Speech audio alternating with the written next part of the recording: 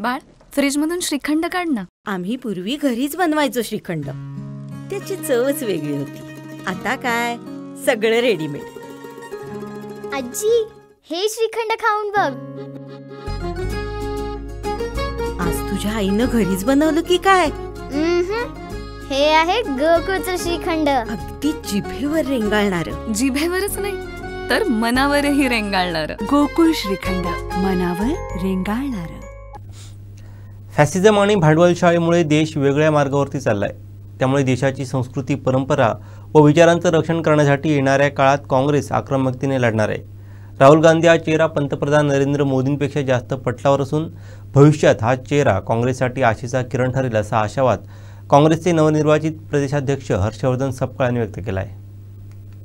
तेव्हा कुठल्याही मेन स्ट्रीममध्ये त्या पदयात्रेचं टेलिकास्ट असेल किंवा त्या पदयात्रेच्या संदर्भातलं जे काही रिपोर्टिंग असेल ते झालं नाही. अजिबात झालं असं नाही.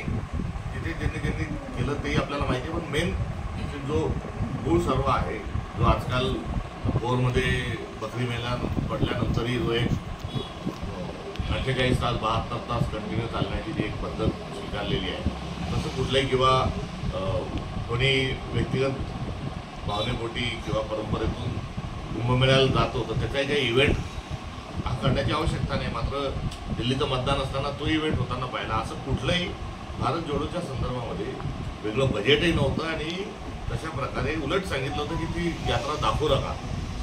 काही 5-2 सेकंद दाखवले असेल. मात्र त्या भारत जोडोमध्ये प्रचंड राहुल गांधींचं जे आकर्षण आहे ते बघायला मिळालं आणि राहुल गांधी हे वेगवेगळ्या स्तरावर जिथे जातात तिथे मोठ्या प्रमाणावर लोक त्यांना बघण्यासाठी त्यांना जाणून घेण्यासाठी उत्सुक असतात. त्यामुळे राहुल गांधी हे देशाचे पंतप्रधानांपेक्षाही जास्त आकर्षण असणारा एक व्यक्तिमत्व आज भारताच्या राजकीय पटलावर आहे.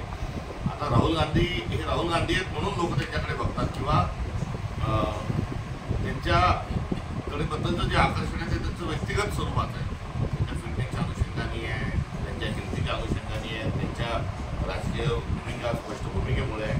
मात्र राहुल गांधी नेमके काय म्हणतात आणि त्यांचं म्हणणं काय हे ऐकून घेण्याकरता भारतातले लोक अजून कमी पडत आहेत. हे मात्र एक गोड तक्रार माझी.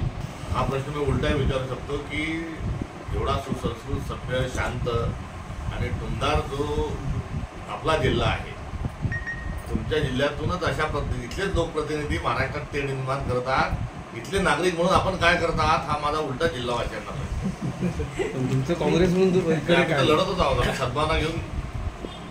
या सगळ्या विषयांच्या विरोधात आमची भूमिका आहे हर्षवर्धनजी. आणि रोज त्याच्यासाठी आम्ही सद्भावना पदयात्रा तुम्ही बघितली असेल की सद्भावना घेऊन महाराष्ट्रामध्ये आम्ही थेट रस्त्यावर.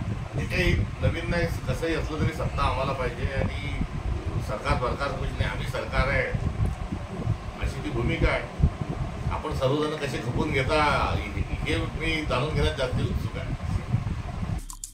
आमचे दिवसभरातले सर्व अपडेट्स, ताज्या घडामोडी आणि थेट लाईव्ह पाहण्यासाठी सबस्क्राईब करा, लाईक करा कोकणचं नंबर 1 महा चॅनल कोकण 7 लाईनचं YouTube चॅनल.